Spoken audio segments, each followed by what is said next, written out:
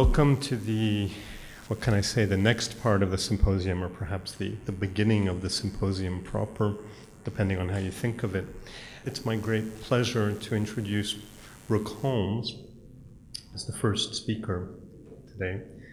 Brooke is a professor of classics at Princeton University with what in America is called a named chair. She works notably on issues concerning body, medicine, gender, sympathy, matter in ancient philosophy, but also in dialogue with contemporary thought. And she's no stranger to the art world, having recently curated a show at Benaki, Athens, with a beautiful corresponding catalog called Liquid Antiquity. And she's published, in addition to her zillions of scholarly papers, an article on Carl Andre. And I should mention her major book, The Symptom and the Subject, The Emergence of the Physical Body in Ancient Greece. In her keynote talk today, which is entitled All Perceptions Are True, she's going to use a very provocative idea from the Epicureans, Lucretius, this idea, all perceptions are true. And if you don't immediately realize how provocative that is, think of how popular skepticism has been in our culture for, forever, but also in modern times. Just, think of that. And I came up with this phrase last night, and I have this strange feeling it's going to be a recurrent idea. I get the impression that she's going to be thinking, and we already heard and saw a performance in and of the body. And Brooke Holmes inquires into a kind of what I would call a didacticism, or maybe she calls it that, didacticism of the body. And I didn't mean to do self-advertisement, but in a strange way, it's similar as an idea, at least as a phrase, to the title of a volume that I once co-edited. The title was The Body as Object and Instrument of Knowledge. And it's easy for me to plug that because actually that wasn't my title. I wanted to call that book Embodied Empiricism, but the publisher said it was too strange. So welcome to Brooke, and take it away.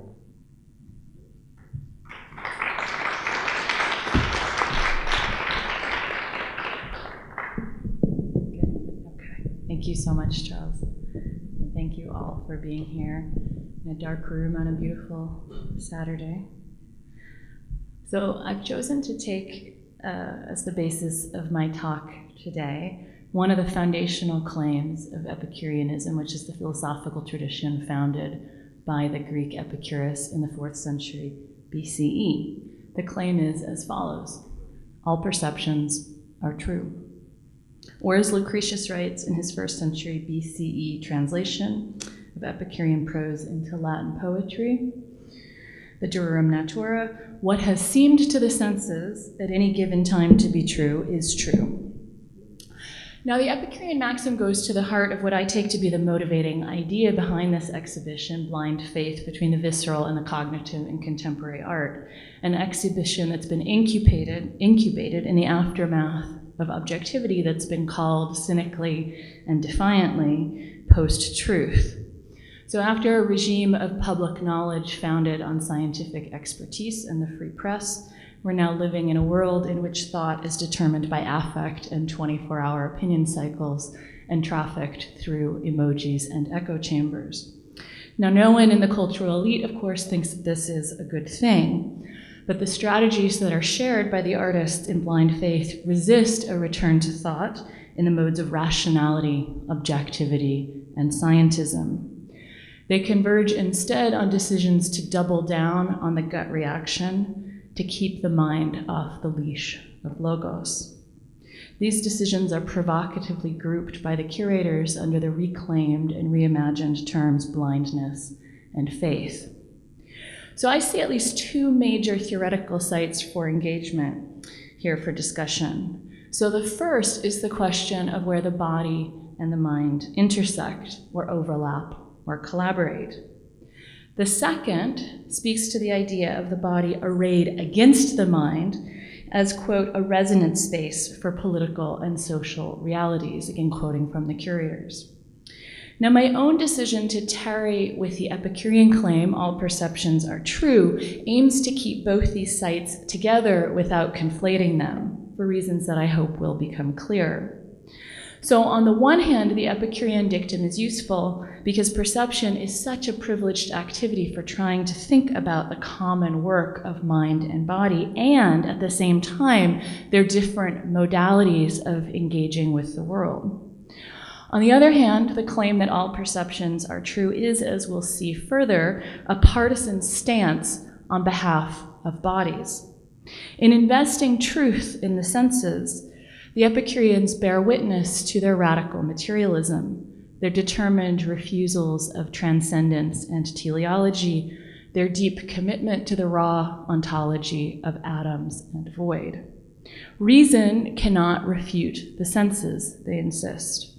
And in that insistence, they mark the meeting of body and world as a threshold that we will never get beyond. It's worth emphasizing that the radical materialism of the Epicureans, bodied forth into modernity by Lucretius's great poem, is the font of what Althusser called, quote, the underground current of materialism that runs subversively beneath the intellectual traditions that are derived from Greco-Roman philosophy. So in this respect, Epicureanism is latent in every challenge to the tyranny of logos, insofar as the logos is always already a logic of disembodiment. Epicureanism is always latent in that challenge. It's latent because those terms, logos, disembodiment, are themselves ineluctably bound up in the stubbornly open-ended legacy of the Greeks. So it's in this materialist context that I want to insist that the claim, all perceptions are true, is also an aesthetic claim. And by this, I don't just mean that it's a literal claim about the Greek word aesthesis, which can be translated into English as both sensation and perception. I mean, rather, that it's a claim that has implications for aesthetics. Now, it's no great insight to say that modern aesthetics has roots in classical antiquity. The conventional narrative of ancient Greek art, since its European reception in Winkelmann and beyond, is dominated by two dominant, mutually reinforcing positions. The first of these is formalism, basically attention to purity and ideality of form, structure, or design. And on the other hand is Platonism, which we can gloss simply enough as a repudiation of the senses. So the body of Greek sculpture, we might say, functions as the ideal form by reversing Pygmalion's gesture, turning embodied sensuality back into cool marble. Formalist Platonism has been the dominant modern frame for making sense of classical art. And it's also the only aesthetics that the moderns have ever allowed to antiquity when they've allowed the ancients an aesthetics at all. Now, the alliance of the ancient plastic arts and formalism has had overwhelmingly significant consequences for the description of Greco-Roman antiquity itself, as classical art is really crucial to how we understand Greece and Rome as classical. And the privileged place of Greek art is also responsible for the classical tendencies of so much modern aesthetic theory. And this is pretty much why the idea of aesthetics fell out of favor as hopelessly retro, requiring the idea of the anti-aesthetic, until the legitimacy of aesthetics was revived almost single-handedly by Jacques Rancière in the late 1990s. Now, Rancière is himself famous for seeking to reground aesthetics in aesthesis. But in stating that the dictum, all perceptions are true, is aesthetic, I'm drawing more on Jim Porter's monumental work, The Origins of Aesthetic Thought in Ancient Greece, Matter, Sensation, Perception, or Experience, which was published in 2010. Porter's groundbreaking project demolishes the conventional narrative about ancient art and aesthetics. For Porter undertakes nothing less than the excavation of a virtually unknown materialist aesthetics in antiquity. It's a project that's staked on tracing aesthetics back to its root meanings in the 5th and 4th centuries. So driving aesthetics back to the level of sensation, but without halting there, he argues, has the virtue of putting the act of attending back in touch with matter and materiality, the senses and experience. So matter on this argument is no longer the the raw material to be shaped by form, a la Aristotle. It's not captured and tamed by classicism. Rather, in ancient materialist aesthetics, matter is itself an object of perception which attracts and sustains attention. So it's in this ancient materialist context that the claim all perceptions are true begins to disclose its implications for aesthetics. These implications are also, we'll see, caught up in ethics and politics. The difficulty of untangling the aesthetic from the ethical and the political may seem to locate Epicurus and Lucretius in a time before what Rancière calls the aesthetic regime of the moderns. Then again, perhaps we have never been modern. Suffice to say at this point only that Epicureanism has much to say about the virtues of perceptual experience, but also the risks, and these risks are consequential. So for Lucretius, as we'll see, precisely because we misinterpret what the senses tell us, we need aesthetic experience. We need his poem. The poem functions as an exercise in reconditioning how we attend to the physical world. And I'd wager that the way we move in Lucretius from perception to ethics and aesthetics is worth tracking as a tactic of resistance. It's a tactic of resistance not only against the classicized triad of beauty, form, and reason, but also against the commodification of affect in the service of plutocracy, the unholy alliance of Facebook and Trumpism. But it's not just a tactic of resistance, we'll see. For Epicureanism, we have to remember, is also the name of a hedonism at once sensuous and mindful. It's the name of an optimistic aspiration to buck the norms of a culture corrupted by greed and fear in order to live well by living otherwise. So let me sum up my opening remarks in the following way. I was asked to talk to you today about the history of the body. What I tried to bring today was materialism squared, we might say, where thinking about the body in art requires the body as both the subject and the object of perception. In using Epicureanism to do this, I want to stress that what I'm not trying to tell is a linear historical narrative. I'm not claiming straightforward continuity with the Greeks or discontinuity. I'm not claiming origin and I'm not claiming rupture. Rather, I want to read today with you in the spirit of Michel Serres and his idea of liquid history, which he developed through his engagement with Lucretius.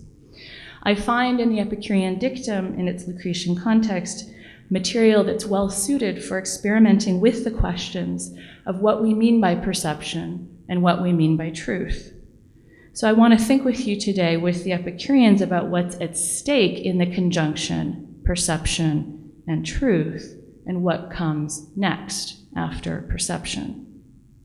So I'm going to begin then by spending some more time with the claim all perceptions are true because its meaning is not self-evident. I'll then turn to its important corollary, namely perceptions are not beliefs. It's because we have false beliefs that the Epicureans think that we go so badly astray, afflicted by enormous psychic suffering, which in turn produces enormous violence. Written in the 1st century BC Rome, in a world glutted by desire and rocked by tyrannical ambition, the De Rerum Natura is, we might say, a document of emergency. This is how Johanna Hedva has described her epistolatory essay, Letter to a Young Doctor, which was written in the psych ward of a German hospital. Hedva's letter speaks to the state of mutual trust required by any therapeutic encounter, a trust that resides for her in figuring out together what it means to flourish as bodies and selves in parts, not as perfect wholes. And I like this image of Tuifakra because it bucks the idea in Aristotle that the perfect form has to be an organism that can be grasped in a single glance with the mind. Lucretius's poem is similarly forged in response to distress and addressed to a crisis of how we care for ourselves and for others.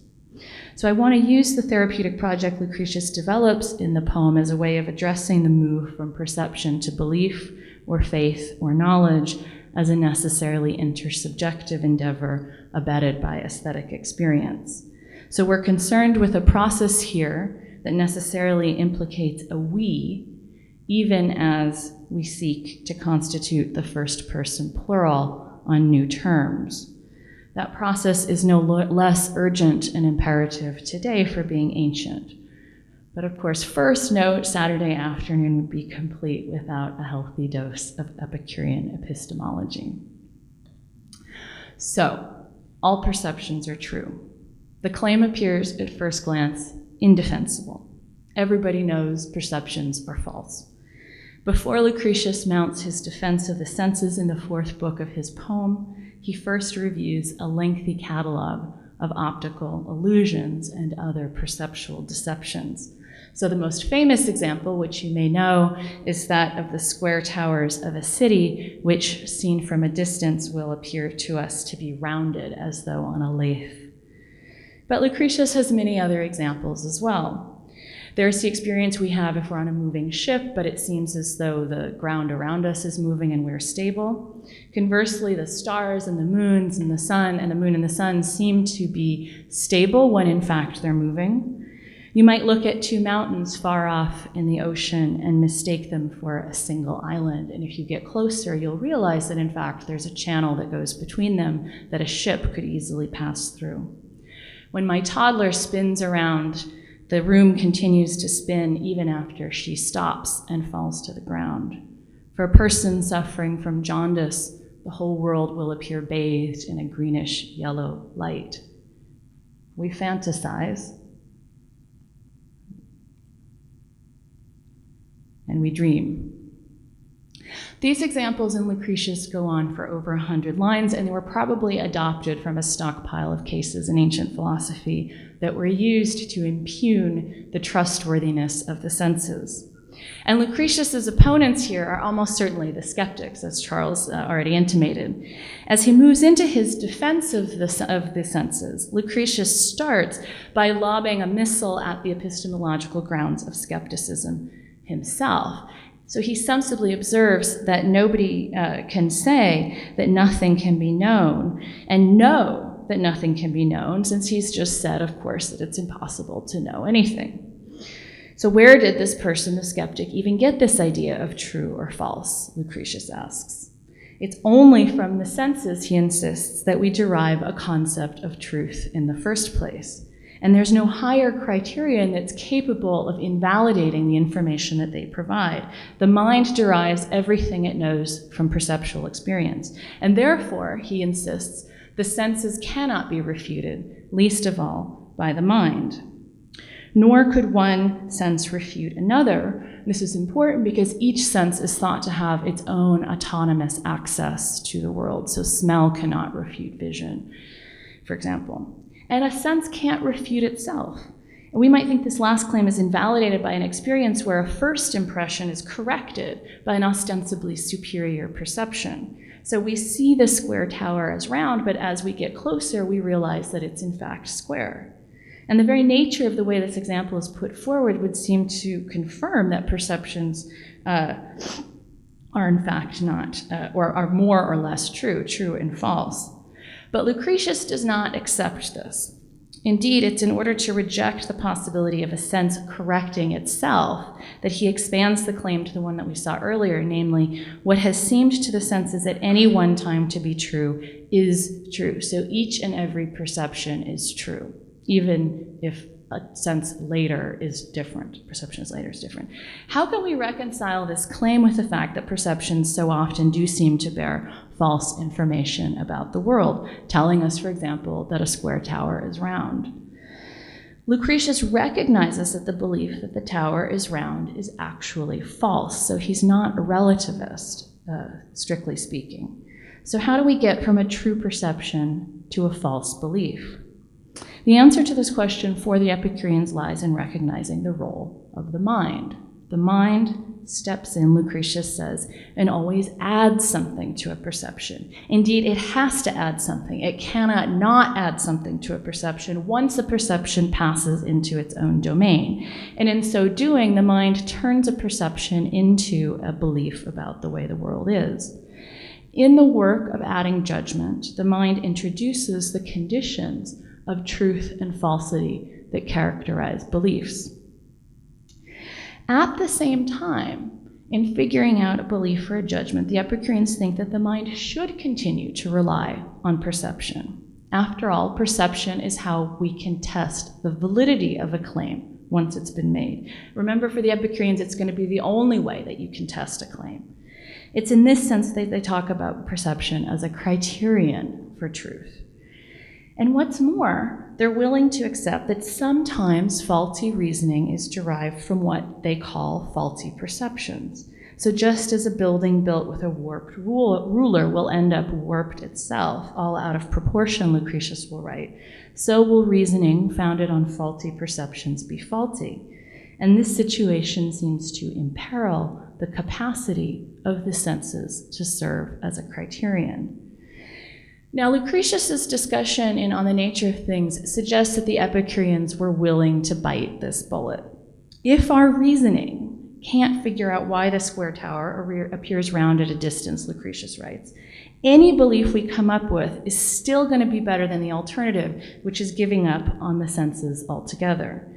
It's relatively easy, we might say, to translate Lucretius's position into contemporary anxieties around the digital and virtual realities. So the flooding of our perceptual experience with manipulated images does destabilize our grasp on what's really real, we might allow. Indeed, because so much of our perceptual life is based on digital experience, we're far more vulnerable to losing our grip on reality than the first century Roman, who has to contend only with round towers and moving ships, with dizziness and with dreams.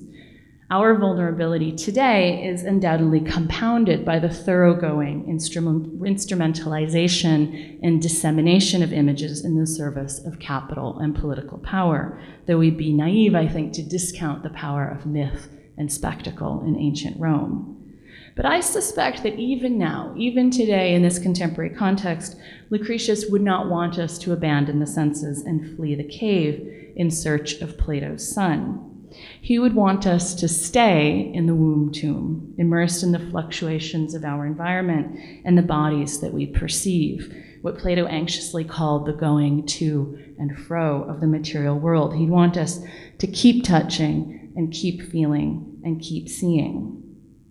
Despite the risks that images pose, Lucretius argues that if we let what is manifest slip from our hands, and the Latin text here plays with the words manifesta, what's manifest, and hands, manibus, then Lucretius thinks we'll have violated the trust on which everything else is based. If we give up on the senses, he thinks it's not just reason that would come to ruin. He's very apocalyptic here. He says our lives would collapse if we gave up on the senses. Okay. But however passionate the defense that Lucretius gives of the senses, and it is a passionate defense here, it still seems to concede the possibility of their shortcomings as criteria for truth. So what happened to the truth of all perceptions? What is going on here? If we're going to solve this apparent inconsistency, we need to distinguish again between the claim that perceptions are the criteria of true beliefs and the claim that all perceptions are true. So they may be non-ideal criteria insofar as they mislead us about the nature of the world, but the senses themselves remain immune to error. So in what sense are perceptions not criteria of truth, but independently on their own grounds true? What could this mean? Modern interpreters of Epicurean epistemology have certainly puzzled over this claim. And some readers have argued that it's just not possible to talk about perceptions as true. Epicurus is making what we would call a category mistake in philosophy. Truth only belongs to propositions, and propositions alone. But how on earth would making this claim save Epicurus, who seems to be quite bluntly talking about perception? These readers solve the problem by arguing that what the perception represents to the perceiver can be expressed in the form of a proposition. For example, at this moment, this looks like a round tower to me. They point out that the proposition that's been generated by the representation will qualify as the right kind of bearer of truth. People who defend this interpretation think it has another virtue, for they notice a problem that you may have already noticed in the background in the last couple of minutes, namely that the Epicureans use the language of truth to talk about both sense perceptions and belief. And the meaning of truth, they think, should be consistent on each occasion. And they think the demand for consistency requires that we translate the Epicurean claim about sense perceptions into the domain of propositions. Now, this argument about consistency is directed at a rival interpretation of the Epicurean claim all perceptions are true. This alternative line of argument stakes the meaning of true on the sense that true can have in Greek and Latin, which is simpler, which just means real or existent. So the dictum would therefore mean something like, all perceptions are perceptions of things that exist. More specifically, each perception registers the existence of the thing that caused it. Now, in Epicurean epistemology, the thing that causes the sense perception is not exactly the thing that's perceived. Rather, it's what they call a simulacrum. An object is always imperceptibly shedding simulacra. So right now, you don't see me. I'm just sending out simulacra, and they're striking your eyes, and that's how you're seeing me now. These simulacra close the distance between a perceiver and a perceived object, putting them in material contact. We're going to set this complication aside for a moment. We'll come back to it. And observe only now that a common version of this existential reading posits simply, though, that sense perceptions exist. So let's just stick with that for now. And this claim, sense perceptions exist, seems very plausible. It's just not that interesting. As the philosopher Katja Vogt has pointed out in a recent reconsideration of this argument, the Epicurean position was considered highly controversial in antiquity, and the existential reading will nullify its provocation. And anything that nullifies the provocation of Epicurean materialism probably isn't a good reading of it. So Vogt's own interpretation of the claim that all perceptions is true is, I think, more compelling. And so I therefore want to take a moment to sketch it out, and I hope you'll bear with me, before moving on to some of its implications, which I think are very rich. So Vogt argues that the Epicurean dictum should be understood as what she calls factive. It's a fact. And more on what this means in a moment. First, I want to dwell on a couple important points that Vogt makes as part of her argument. First, she willingly accepts that true means different things when it's applied by Epicureans to perceptions and to beliefs. And I think that she's right about this, actually, for the reason that the Epicureans do distinguish what happens in the sense organs, that is, the level of the body, and what happens in the mind. This doesn't mean anything about mind being materially not immaterial. So they're materialists through and through. Mind is material. Mind is physical, but they don't conflate the mind and the body. Each has its own modality for engaging with the world, which is conditioned by its particular atomic composition.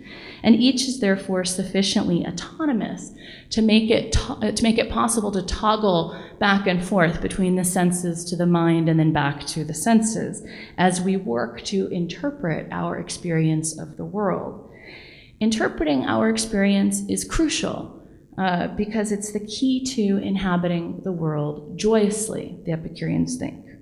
As Deleuze, channeling Nietzsche, writes in his essay on Lucretius in the Simulacrum, which is published in an expanded form in The Logic of Sense, the Epicurean Lucretian project, which Deleuze calls naturalism, is nothing less than the denunciation, quote, of everything that is sadness, everything that is the cause of sadness, and everything that needs sadness to exercise its power. Deleuze's point about joy is enormously important, for it's another cardinal truth of Epicureanism that reason, logos, is not an end in itself. In other words, reason for the Epicureans is never the pinnacle of achievement for humans in a world overseen by philanthropic, highly rational gods. They do believe in the gods, but they don't care about us. They're in the interworld, completely oblivious. Rather, reason is always a tool to be deployed for the ethical project of living well, although it is frequently misused. So the demotion of reason is a crucial part, of course, of the deep scandal of Epicurean materialism, both in antiquity and in the centuries that follow. And it's another reason why I would see them as so crucial to the larger philosophical dialogue that underpins this exhibition. So what we might ask is reason subordinated to on the Epicurean schema? And you probably know the answer, pleasure, of course. But contrary to deeply entrenched ideas about Epicurean hedonism, Epicurus equated the highest state of pleasure with a state that he called ataraxia, namely undisturbance, freedom from disturbance. And in order to achieve such a state of non-disturbance, one must be free from false beliefs. And above all, one has to be liberated from the twinned beliefs that death is to be feared and pleasure is infinite. So it is this deep Epicurean investment in the status of beliefs and the status of pleasure that Vogt, the philosopher we've been looking at, pinpoints in her critique of those who would interpret the claim all perceptions are true as making a claim about propositional truth. So Vogt says that she thinks it's wrong to imagine that what the Epicureans are worried about when they make this claim is something like propositional truth. Truth of this sort belongs to logic, it applies to language, the philosophy of language. This is truth in the ivory tower of idealism. So what the Epicureans care about when they're talking about the truth of beliefs is whether beliefs succeed. So she writes, quote, in the thesis that beliefs are true or false, true is a success term. In forming a belief, one aims to form a true belief. And if one's belief is in fact true, then one has succeeded in doing so. And Vogt goes on to say that it's crucial to this enterprise that one could also fail, one could also form a false belief. Failure, and this is the point I really want to emphasize here, isn't just about getting it wrong on philosophy quiz. Failure has deep ethical consequences. There's nothing less than life at stake. It's precisely this sense of failure, though, that's impossible for perceptions. Vogt makes an analogy here between perceptions and knowledge. So we wouldn't say that knowledge is false. After all, it's in the nature of knowledge to be unerring, as Plato says in the Theaetetus. Or in contemporary epistemology, we would say knowledge is factive. Vogt thinks that perceptions are similarly factive for Epicurus. The claim here isn't just that perceptions exist, which is the standard existential reading, and nor is it that the causes of sense perceptions, that is, simulacra, exist. Rather, the claim is that both the causes of perceptions and the perceptions themselves exist. As Vogt puts it, quote, every sense perception is caused by something that exists, and it is of something that causes it. So another way to put this, a less analytic way of putting this, would be to say that sensing bears witness to the encounter between the body and the world. In the case of the square tower that seems round, for example, what the eye registers, Lucretius would argue, is a simulacrum whose transit through the air across a distance has actually caused its edges to wear away, thereby making it literally round. The distortion then occurs in a gap between the object and the perceiver.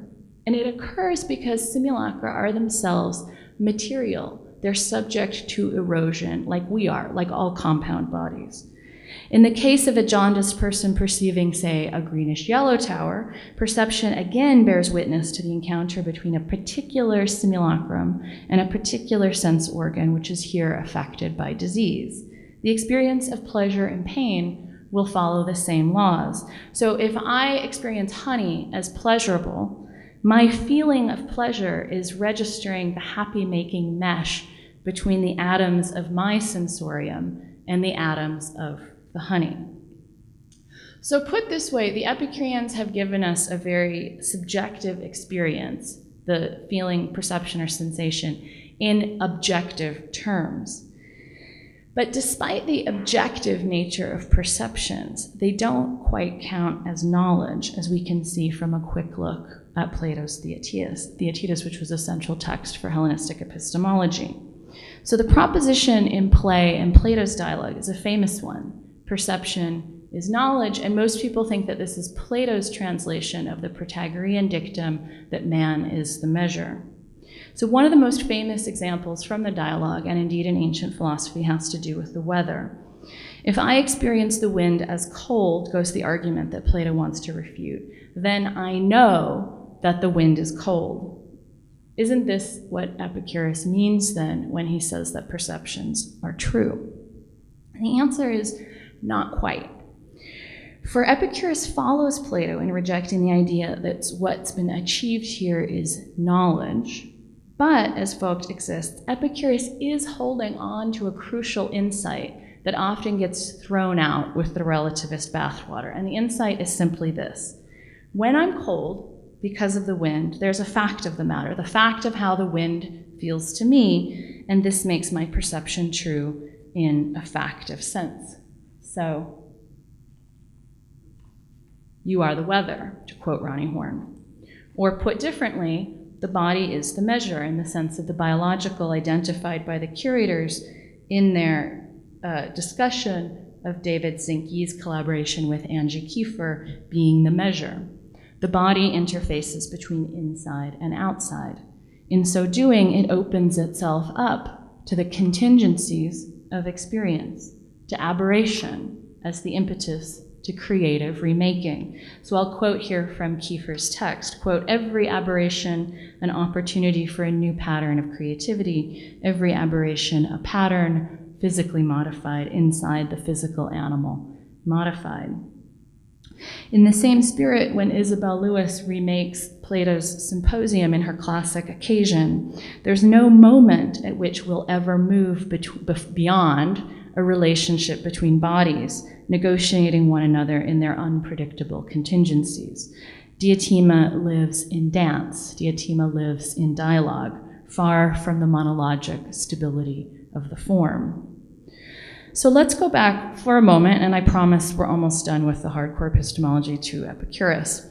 So Vogt argues that perception isn't just the imprint of an external object, but it's more like the registering in a particular sensory mode of the conditions of its own production.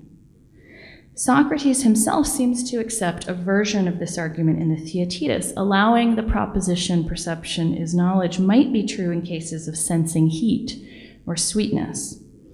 But even though Plato entertains an idea along these lines, he ends up rejecting it. And he rejects it because he thinks that sense perception always occurs in the mind. In other words, for Plato, sensing is necessarily an encounter between objects and cognition, and not between objects and sense organs. And this is the position that Epicurus, probably reading the Theaetetus, will reject. He argues that sense perception happens in the sense organs, not in the mind. Eyes see, ears hear, the nose smells. It's precisely because perceptions precede judgment that they are always true. The body doesn't know, but it also doesn't lie. So I want to just pause for a moment and hold on to this point. Because with the dictum, all perceptions are true, Epicurus is saying that the sense organs and the body itself hold their own truths, truths that are independent of the mind. The mind, rather, depends on these truths to forge its own beliefs about reality. Whatever the mind makes of these perceptions of red or softness or pain or pleasure, they retain their autonomy. As a philosophical and aesthetic commitment to the primacy and the autonomy of bodies as the matrix of experience, the Epicurean claim that perceptions are true is powerful, as the works in this exhibition demonstrate. And I would say it's this kind of Epicurean commitment that's so powerfully rendered in a work like Mary Read Kelly's This Is Awful, with its noisily dissenting organs and the artist's monologue culminating in the Cartesian inversion, I stink, therefore I am. The body of This Is Awful is a body in parts, and each part has its own perspective. That is, perception is distributed. This, too, is one of the crucial implications of the Epicurean claim that all perceptions are true, namely that each sense has its own view on the world, which is not subordinated to the hegemonic univocality of the mind or the perspective of another sense. In Teresa Solar Aboud's Everything is Okay, we'll get there. There we go. In which the sign language gesture for okay, is translated into the folds of visceral flesh. The body and the brain seem to be saying the same thing. but in radically different languages. The distributed, pluralized nature of sensing is mirrored as the perception of bodies in parts, as in Mariechen Danz's sketched and molded organs, which lay claim to different experiential fields in the viewer moving inside an enveloping space. And the body in parts also recalls the sculptures of Martha Friedman's about to open solo show at the Henry Museum in Seattle, which is called Cast-Offs. There we go. So these sculptures include a number of partial concrete casts of a virtuosic dancer's body twisted into positions that render these material snapshots almost illegible. In manipulating the process of casting itself, Friedman further blurs the form, refusing to divide the body along clean lines, as Plato seeks to do in the Phaedrus, refusing to accept the predetermination of the body's parts. Rubber entrails snake through and around these casts, confusing outside and inside by intubating the surfaced muscular body with the vessels that transport vital fluids deep within. This body, awash in fluids and rocked by motions, is also cued by Benedict Hipp's neonatal refractions. So these iridescent striated surfaces summoned under the sign of the newborn read to me like the reclaiming of the tragic moment of birth in Plato's Timaeus. For Plato, birth is the moment when minds descend from stars to enter the to and fro of embodiment, dragged this way and that in dizzying confusion, until gradually, through the disciplining efforts of exercise and mathematics and astronomy, the soul will ideally stabilize. And if it does not stabilize in the Timaeus, then you're reborn as a woman, and if you fail again, you're reborn as an animal. So neonatal refractions refuses this kind of stabilization. It opts instead for a riot of sensation and folds of form that suggest, like Zinke and Kiefer's being the measure, emergent dynamic patterns rather than pure chaos. And the neonate recalls another controversial plank of Epicurean epistemology. According to what's been called the cradle argument, it's the experience of the infant, and more specifically, the infant's pursuit of pleasure, that shows us the way to our own nature. So here again is the Epicurean embrace of sensation and perception, the delight in particulars, the refusal of disembodied transcendence. But the Epicureans also recognize that we are no longer children. The evidence of the neonate is so very valuable because it tells us something about the norms of human nature that we've lost. And learning this truth of our nature will not restore us to a state of infancy. The need for learning reminds us that the Epicurean commitment to the claim that all perceptions are true cannot be disentangled from a philosophy whose primary mission is the uprooting of false belief. So I've spent a good deal of time trying to pry these two notions apart. I want to now, in the last bit of this talk, raise some questions about how perception and belief come together in Epicureanism before considering some of the problems they raise in the broadest terms. So let me reiterate again, perceptions are true, but not in the way that beliefs are true. These doublings indicate that body and mind are not just entangled in Epicurean materialism, but, as we've been tracing, different. I think we can make better sense of this doubling by looking at how perception itself could be understood as doubled. Remember that Vogt's solution to the puzzle of perception is to argue that perceptions are factive because they're perceptions of their causes. The perception I have of the tower is caused by a rounded simulacrum. Therefore, technically, I perceive a rounded simulacrum. But that's not how we usually think about perception. Rather, we say we're seeing a tower. Perceiving a tower is different from perceiving a simulacrum. And this is the kind of doubleness that I'm talking about, although it's starting to look messier than one might think, the philosopher might think.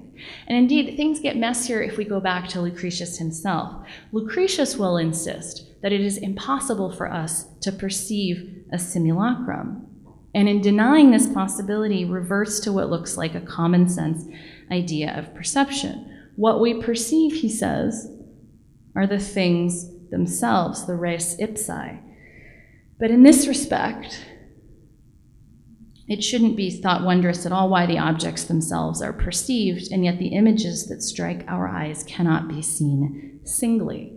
And there's nothing strange about this, he thinks. And to drive home the point, he gives us another look at the cold wind. Quote, he says, "For when the wind beats upon us little by little, and when sharp cold flows upon us, we're not used to feeling every single particle of cold and every single particle of wind, but rather the whole at once. And we see that the blows take effect upon our body exactly as if some object were striking us and giving us the feeling of its own body outside." So we return here with the cold wind to the ground of the Theaetetus, but we have to do a little bit of a double take. My perception of the cold wind remains true, but it's not quite true as perceptual experience. There's instead a gap between what's actually happening, particles of cold and wind that are hitting my body, and my perception, my feeling of a cold wind. So I want to look still closer at these two levels of perception because it's a really important point to jump to the next stage. So on the one hand, there's actual material contact between me and an object. But this material contact, remember, is only with the simulacrum itself, the simulacral version of the object. And this is true for Lucretius even in the case of touch. So if we kick a stone, Lucretius says, we're only touching its outermost surface. But on the other hand, we perceive the object as it really is because the simulacrum is itself caused by the object. The causal relationship between the object and its simulacrum, the fact that I'm just, involuntarily shedding simulacra, means that, as Lucretius puts it, we perceive the real hardness of the stone in its depth. So herein lies a particular double nature of perception. There's what we think a perception usually is. I've perceived a rock. And then there's the sense of perception of what technically I would call a symptom. And this is really where Vogt's notion of facticity is. What is a symptom? A symptom registers that two forces or two bodies have met. One has affected the other. It encodes information about this encounter between two different bodies. The problem is that the information that a symptom will relay is not transparent. I could feel pain deep inside my body, but I don't know what it is a pain of. I might feel pain in my back, but I can't know from that sensation, however real, however intense it is, that a tumor is pushing on my spinal cord. If I wanted to know that, I would need medical imaging. I would need a doctor. And it's for this reason that philosophers usually distinguish pain as a sensation from what they call perceptions, which do convey information about the object causing the perception. So for our purposes, we can say that the problem with imagining a perception as a symptom is that it will always require interpretation. It will always require that the mind adds something, to use the language of Lucretius. Even though he says we're perceiving a hard rock, we've already in this instance shifted out of the micro register of the simulacrum into the macro register of the object, here the rock, and in this shift we're now in a different domain of truth, one where falsity is possible, because the simulacrum is not the same as its source. It's in this way that perceptual experience is both always true and sometimes false, for the reason that perception is caused by a simulacrum, but is of an object.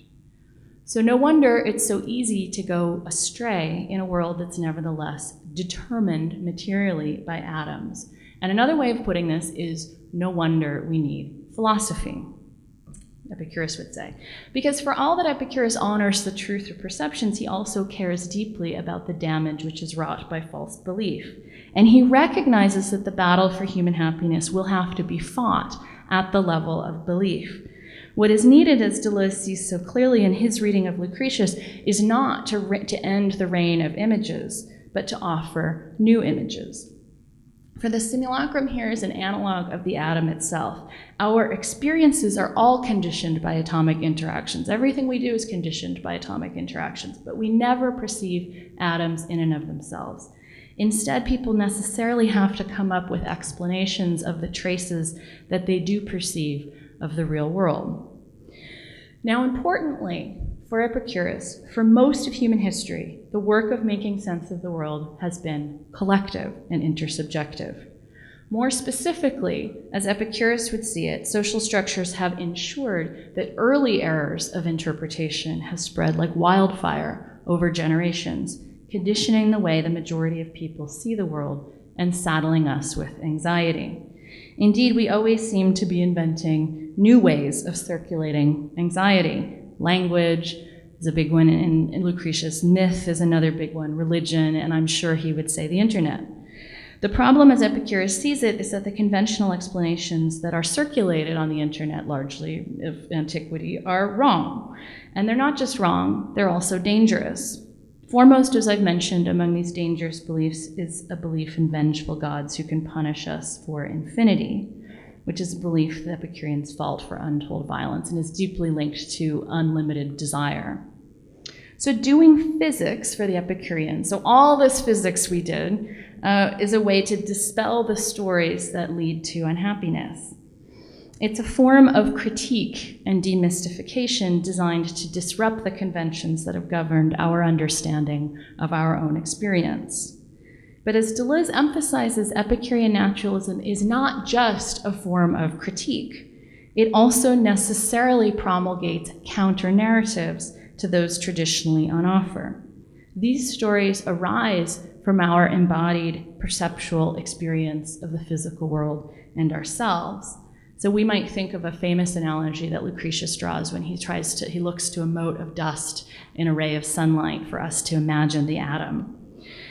Moreover, that experience functions, as we've seen, as the perceptual experience it is, as a criterion for the truth of the stories we tell. These stories have to be tested against the body. They come from the body, they have to be tested against the body, but stories are made with our minds. And crucially, they are communicated between minds, for better or for worse. In setting out to turn things towards the better, the Epicureans aim to return us to our perceptions in order to transform them from perceptions caused by material bodies to perceptions of material bodies, that is atoms. So I'm going to emphasize this again, I'm going to repeat it. This is the key point. They want to transform perceptions that are caused by material bodies into perceptions of material bodies, that is atoms.